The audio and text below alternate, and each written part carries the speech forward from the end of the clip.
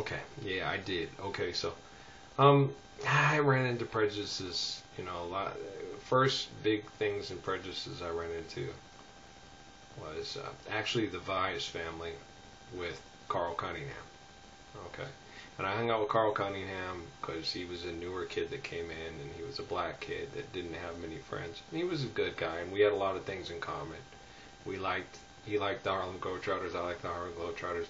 He liked the OJ's and stuff. He got me more into Marvin Gaye and some other stuff. I liked black music. Okay, I liked the Shy-Lights, and Al Green, and we had a lot of things in common, and we had similar taste in girls. So we kind of hung out. It was cool, and we became friends. And then I got kind of just isolated with him right before we left as friends, kind of thing, because of his situation. His dad was in prison. His dad, what I was told, and I pretty much feel pretty consistent because Mr. Cunningham was a good man, and but he got profiled for a crime and then got locked up for just being a black man in the wrong place at the wrong time. Miss Cunningham was a really neat lady, and she did a really good job taking care of those kids till he got out on parole and got a place as a job at a bakery shop up in Belen, New Mexico. Okay? By a guy who gave cons a second chance, especially black guys, because he realized they get profiled and a lot of times get a raw deal. Okay?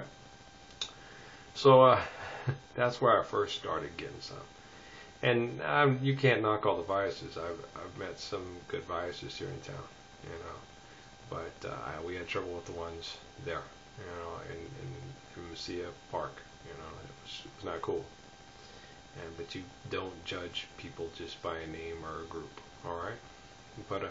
And then I had trouble with some of the people at the Mormon church because I brought Carl to church and they gave me the whole black people can't get to heaven, and I dropped out of the church and things, stuff like that. So I went into those problems. And then we moved from New Mexico, where I had a Mexican brother-in-law and Mexican friends and all that stuff, and we moved to and grew up loving the Aggies, and my mom worked at the university for a while there, and got to meet Micah Owens and and Elijah Owens, and got to admire Richard Robertson and Slab Jones, and my sister had a big crush on Greg Webb because he's cute, and so we didn't have any problems. My family was very not racist. Okay, and so we moved up to Washington State, where I started getting profiled and racially abused for being accused of being Latino, which made me very upset because I have a brother-in-law who's Mexican. And then we moved different places. Then when I went back up to Washington State again in another part, they were prejudiced again. So I got to the point where I got some agitation towards a lot of people in my own ethnic group because of the racism, and I didn't like it. And I started having a propensity to hang out with people of different ethnic groups more. And then what happened is after Gaines left and all that, and I met Bob Cummins and Brett Jones and Darren Perkins and Mike Whalen and Conrad Lincoln Wolf and all my buddies that I hung out with and Gary Gargunis and stuff. And I met a bunch of otherwise, geeky, nerdy white guys that were cool guys, and they were white. And the